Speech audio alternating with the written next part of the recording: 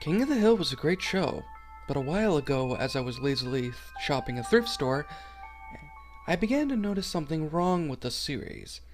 I think everybody knows what King of the Hill is, the 1997 to 2010 series that served as a sort of Southern Fried Simpsons on the surface, but actually had its own personality unlike the other animated sitcoms to date, taking realistic situations and just making them really funny. You can still find the series program on Adult Swim, Cartoon Network during nights. Anyway, I was shopping at a thrift store with one hand in my pocket and the other one giving a peace sign to my hippie buddy Bob, who served the store counter. While I was looking for some 99-cent NES games to add to my ever-growing retro video game collection, I didn't find anything out of the ordinary, mostly just a bunch of copies of Gyromite and third-rate football titles. So I strutted my stuff to the VHS section to the rear end of the store, as I'm not the kind of guy to care too much about picture quality. Videotapes are cheap to buy, time is money, and we're all short on time. You know what I'm saying. Yeah. After passing a few covers that didn't really catch my interest, I glimpsed a VHS 2-pack supporting George Jetson's face on the cover. Now, I wasn't really a big fan of the Jetsons, but at the price of 27 cents for one tape and 42 cents for two, I wasn't about to say no. Besides, I knew that my girlfriend was into Hanna-Barbera cartoons, and it was my mission as a man to keep my baby angel smiling. So I snatched up the 2-pack, only for some postcard-sized slip of paper to fall out between the two tapes. I assumed it was just an advertisement for other Hanna-Barbera animated classics, but instead, well, I'm kind of embarrassed saying this, but there was a picture of cartoon testicles. Really hairy, dangling ones, like kind of obnoxious-like. Impossible for the eye to miss. 250 Front Street West, Ontario, Toronto, M5V3G5. It said in Comic Sans font, bold and centered so that the animated genitals would be impossible to miss. I bought it anyway, figuring it was just a prank that Bob's coworker Nicholas was playing on whatever unknown customer would end up picking up the VHS tape collection. I even kept that slip that fell out, thinking my girlie and I could have a nice laugh at it. Cartoon balls. When I arrived home, I realized that my honey was out. She had left a note for me. "Sorry, baby. It's a girls' night out thing. Put some delicious Campbell's soup in the fridge for you," the kitchen counter note read. Yeah, well, whatever. I might just be your ordinary average Joe guy, but I could heat up my own soup. I decided to save the grub for later. Instead of eating, I went to work uncoiling my VCR's coax cables.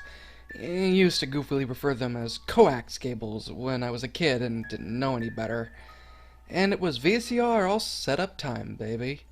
Once everything was ready to go, I popped in the first tape, which was labeled KOTH S1E1NR. Now, wait a minute. Koth? You mean like King of the Hill? I thought to myself as the tape played. Static cleared, and a couple of seconds of some creepy pirate show played, and then the real episode began. As you may have expected, this wasn't the Jetsons at all. The King of the Hill intro played, except for instead of that gritty southern guitar rock riffage song, an 80s style hip-hop beat played to lyrics about tacos and other southern style foods, and the Mountain Dew logo flashed in the corner, bright as the sun or something, until it went back to normal. I figured that maybe this tape was some sort of extra that Taco Bell restaurants sold in the 90s, perhaps as a result of the advertising deal with the creators of King of the Hill, Mike Judge. Well, after that little rumination, a skeleton wearing a top hat and monocle randomly popped up on the screen, briefly replacing the circle with Hank in it. It scared the crap out of me until I laughed to myself and just shrugged it off. Nice try, Taco Bell. Like that's really gonna get me to buy your fast food tacos. All this nonsensical commercialistic stuff was just funny to me. After all that, the camera panned over to the downstairs of the Hills family city of Ireland. Everything was in black and white, with maybe a half a second of distorted static coming in and out every couple of seconds. That's when I realized I was watching a really eerie, ghetto-quality version of King of the Hill. Bobby was playing baseball with his father yapping him as he failed, as usual. I half smiled to myself, having already seen this episode a couple of times before, other than it having that strange opening sequence. Whatever, I pulled the peanut butter and jelly sandwich out of my fanny pack. It felt really, really good to have something to watch and eat. TV and a snack, plus soup in the fridge. I knew I could take care of myself before Josiah came home. Again, while I was watching wasn't the actual plot of King of the Hill. For example, on the car ride back to the Hill resident, Hank mumbled to himself something about being upset that nobody got the mail today, and how getting it at the time it's delivered is the happiest moment of his daily life, outside of selling propane. Well, okay then, Mr. Hill. Then he took out a cigarette, perhaps to relieve the stress to get his mind off that and the baseball game. I tell you what, nothing's better than a smooth faggot when life's got you down, Hank said. Now, I was really offended by that use of the word faggot, but since Hank was talking about cigarettes, I shrugged it off and took another bite out of my sandwich. Dad, I don't appreciate you calling me a faggot, Bobby mumbled to himself. Hank swiftly swiffed his head into the air, as if he was threatening to backhand Bobby, but Peggy stared at Hank with fully bloodshot eyes. After that, there were 2, perhaps 3 minutes of pure silence, and Hank continuously driving the car despite his head being turned to face Bobby the entire time. He had a look on his face that reminded me of the American Gothic painting with the farmer and all that. I wondered how he could drive like that without snapping his neck or crashing into another car on the sidewalks. Made me think of that little girl from The Exorcist, you know? After the Hills walked to their house, Hank went back to yelling at Bobby. If I told you once, I told you 576,420 times, he started. Always give the 110%. Hank picked up a baseball and his eyes briefly disappeared and reappeared somehow, like the animators forgot to put them in or something. Hank sighed. They took my eyes, Bobby. They took my eyes. Hank sat down at the table and, in a rare show of emotion, sobbed to himself while Peggy held on to his shoulder. A bit of bread and peanut butter that was in my mouth. Well, I stopped chewing. I mean, I wasn't afraid. It was probably just some junior high school film project gone wrong or something like that. But I felt uncomfortable with the sudden display of emotion and the use of non sequiturs. It wasn't like Hank to freak out over something as little as a baseball game. Well, it kind of was, but not to this extent. That's when I found out that there was much more to what led to his emotional state than just that. Hank stopped and wiped his eyes and his nose. Peggy, the Yeti came back. He suddenly got up and stormed out of the room, heading straight to bed. There was, I don't know, it was like a European art show or something, with the video swirling around kinda crazy, and a light brown and blue tinge, as Hank's eyes disappeared again and reappeared bloodshot, as he slowly shut them and went back to sleep. All while the camera was zoomed in so close to his face that you could witness a vein seemingly start to snap. The screen went to black, and then I spit out my food. The words that displayed were morbid.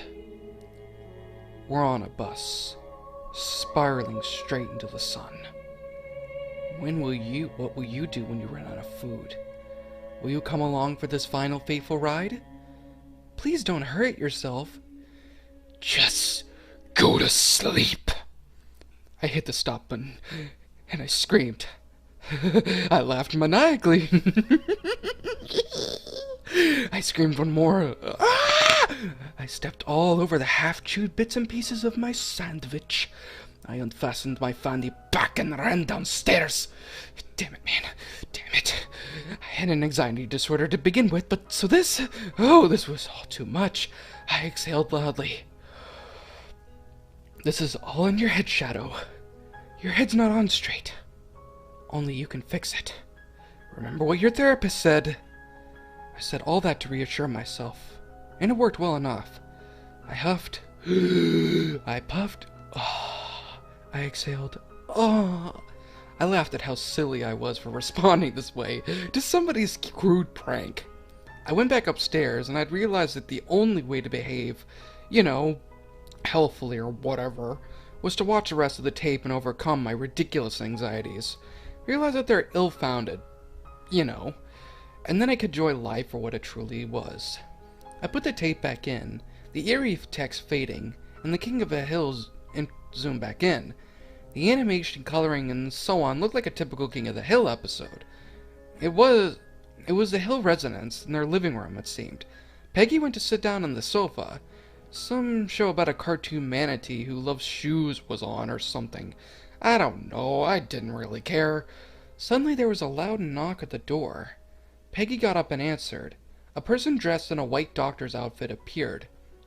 Now, you might be expecting Peggy to finally say something at this point, given that it was her house too, but no, nothing. Ah, Mrs. Hill, Dr. Ronaldo is here to assist you, as always. I recall you speaking to me on the phone about Mr. Hink's Yeti problem. Suddenly the scene of the real plot of King of the Hill with Hank telling off the social worker played, in a dreamlike flashback kind of way, all in black and white with a lazy texture layered on top of the video. Will it happen again? Or will he learn?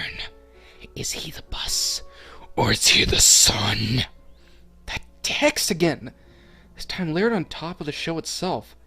The audio was the King of the Hill theme song in a slow, sad, somber kind of way. Slightly slower volume now. I gulped. The bedroom door opened. Hank walked out without glasses on. He came so close to Dr. Ronaldo that he could probably feel his breath on him if he was an actual person. Are you here? Are you here to stop those terrible dreams? Hank said to Ronaldo in a low, muffled tone. Yes, Peter. You know fully well what you were doing when you jumped through the portal. You know who else likes portals? My mom! Okay, that was it. I had enough of this stupid, phony, college prankish bootleg episode of King of the Hill. Peter? What was this, Family Guy? His name was Hank. Dr. Ronaldo? There was no Dr. Ronaldo in King of the Hill. Use of the word faggot? That's nothing they do on the show. All the crazy colors and audio, the pirate show footage. I'm sorry, but that was it. Enough is enough. I didn't bother to hit stop this time. I ripped the VHS tape out of the player. I opened the kitchen door and found a matchbook. I ripped the match out and was prepared to strike. Fuck the tape, the VHS player, Bob, Nicholas, the dinner, sure, whatever. I was going to burn the house down and take myself down with it. I spent the entire life wishing I was dead. My boyfriend isn't even a real person. I don't know where I even just ran into. See how as I live in an apartment and there's no real downstairs here. Yes, I'm crazy. I'm crazy from the start. I'm raving mad like a lunatic. You know those old Woody Woodpecker cartoons? Well, fuck Woody. Call me Screwy. I'm a screwball. I can't help it. I was born this way. It's nobody's fault. Or maybe it's mine. Or maybe it's yours. But nothing I've ever told you has any real meaning or purpose. The bus, the sun, George Jetson. My name isn't Tim. It's Shadow. I can tell you that. Whew. I continued viewing the VHS tape. Dr. Ronaldo was rubbing Hank's back as he continued to get redder and redder. I don't know what he said, but he stopped and grabbed Ronaldo's hand, and you know how Hank Hill is always threatening to kick people's asses? Well, he punched Ronaldo straight in the balls. You'd think Ronaldo would be the one reacting violently at this point, but it was Hank who grasped Ronaldo by the neck and howled out, "You gonna get more of those twig boys over here and put me in prison and take my boy away?" The scene just cut to Hank dragging Dr. Ronaldo by the back of the neck, down the hallway and into the backyard. Hank took a propane tank off of the grill and shoved the valve into Ronaldo's mouth. The video then went silent for a minute, simply showing the propane valve in Ronaldo's mouth. When the scene started moving again, Dr. Ronaldo's eyes slowly closed and a voice was heard. "Buck Strickland, forgive me for using propane for this." The only problem was that when Hank said this, he didn't sound like Mike Judge, the creator of the show who voiced Hank. It sounded like an older and higher-pitched voice. The screen then went black after that. I fast-forwarded through the rest of the tape to make sure there was no more content on it, and there was none. I thought to myself, why is there so much wasted space? And at this point, I was really shaken up. I went to grab a coffee and remembering my sandwich, and microwaved the soup that my baby had left for me in the fridge. When I got back, I popped in the second tape, and it was just a blank screen. I fast-forwarded to check for content, and eventually came across some stuff that was really starting to scare me. It was a funeral, but there were very few colors, only various forms of gray and black, and the colors of people's faces. It didn't seem like a real King of the Hill episode. The funeral was for Dr. Ronaldo. Attending it were all the Hill's neighbors, including some friends like Bill and Dale. Even Hank was there, claiming that Dr. Ronaldo had committed suicide. As Dr. Ronaldo's coffin was lowered into the hole, it faded into an overhead view of it being lowered. This part really scared the shart out of me. It was a semi-hyper-realistic image of Dr. Ronaldo in the coffin. The reason I say semi is because it looked real, but it still appeared to be drawn, and not a real person. It was just like a lifelike cartoon. The scene then cut to Bobby, Hank, and Ladybird sitting on the porch. Bobby had a queasy face, and Hank had one hand on the propane tank that he used to commit the murder. Why did you do it, Dad?" he said in a humble voice. "I don't know, son," Hank responded. He almost sounded like he was crying. He then stood up and walked inside, leaving Bobby and Ladybird that were still on the porch. It once again cut to a very dull scene, with nothing but black, gray, and skin colors. It was a scene that literally made me sick to my stomach. It was Hank, hanging from the ceiling with a note pinned on him. It just stayed focused on him swinging back and forth for a minute or two. The camera zoomed in on the note. "If you have your secret decoder ring, solve the puzzle now. Solve the puzzle, and you will know the answer to all of the lost episodes." An Illuminati eye sigil appeared underneath those words. The video then cut to the ending credits with the normal outro and theme music. I was actually laughing a little bit on the inside at the fact that they were actually playing the regular credits. After all that stuff happened, I was more confused and creeped out at it, but I was fascinated. I went on some forums and found nothing about the episode. I did come across someone on Yahoo Answers who had a similar occurrence to mine. However, she received a similar tape at a thrift shop in Burlington County in southern New Jersey, a place around 20 miles away from where I got mine. I managed to get on AIM with this person, but I got no answers. I was really curious at this point, so I drove over 800 miles and went down to Cartoon Network / Turner Broadcasting HQ. I knew that Fox Broadcasting made the show, but I assumed Cartoon Network had every single episode on record, as they did air them all. Beforehand, I did some research and figured out who was in charge of broadcasting King of the Hill. I found a receptionist at the studio and demanded to talk to him. Unfortunately, I needed a guest pass of some sort. Completely pissed off, but unshakenly determined, I drove back home and put on my old movie theater usher uniform. I was a movie theater usher in Burlington County about 3 years ago.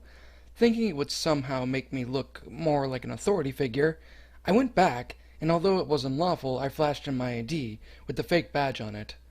I am the law. When I got into his office, he was sitting there at his desk talking on his phone. I walked up to him and threw the tapes on the ground, and I made my demand. "I have the tapes, and I see you're giving somebody a ring. Time to put down that phone and give me a ring." He dropped the phone immediately and grabbed the tapes from me. I followed him to another office on the other side of the building. There's a small safe in this office. He opened up, put the tapes in, locked it, and demanded that I leave. Before he did the Macarena, and then he made a demand to me. "Seinfeld, Home Improvement, Frasier, Droopy Dog, they're all out there. You must find them, and you must bring them to the Canadian office. You must speak to George Jetson. I felt sick. I knew George Jetson was a real person, and I knew in my heart that I should have taken the trip to Canada. And now, I didn't want to act like an authority figure anymore because I knew I was going to enough trouble as I was. The insane bastard danced the Macarena, the Harlem Shake, and some other dances I couldn't be bothered to recognize. Enough with his demands. I wanted to have a normal life again. So I drove home again and flipped on the TV. Adult Swim was on, and I was relieved to see a real episode of King of the Hill. To this day, there are only 2 copies of this episode on 4 tapes that I could find anything on about in the internet. One of them I assume is still locked up in Cartoon Network Studios. Maybe, just maybe, you might come across more of them in thrift shops throughout the mid-Atlantic region of the United States.